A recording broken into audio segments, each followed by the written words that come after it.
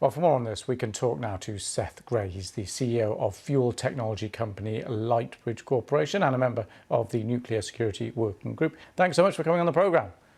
It's my pleasure to be here. Thank you. So in the simplest terms possible, what's your understanding of what's happened at this plant today? Well, there are 6 large reactors at the site. 4 have been shut down for some time, and 2 units number 5 and 6, have been operating at half power.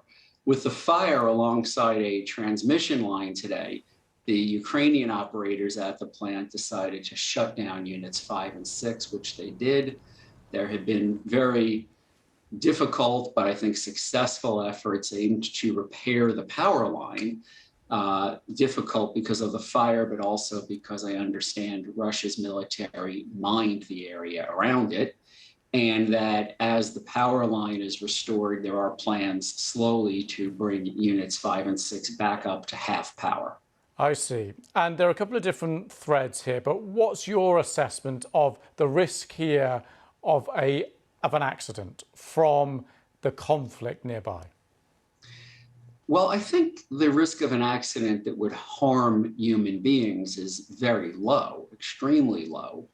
This series of plants at the site were built to withstand severe outside incidents, potentially including airplane crashes, as well as inside incidents in the core of the reactor.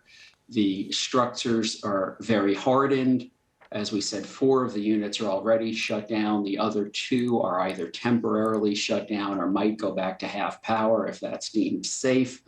But these operators clearly are not going to be surprised, like at Fukushima, by a tsunami and earthquake that happens once every 1,000 years. They know the threats. They're proactively taking actions to shut down the plants as needed. They also have some of the most modern and robust and redundant safety systems, which have also been added to quite extensively since Fukushima. Diesel generators, backup diesel generators to those, batteries to back those up, more batteries to back those up, water that can be used to be put back into the core of the reactor or the spent fuel pools, which are also located inside that concrete and steel containment.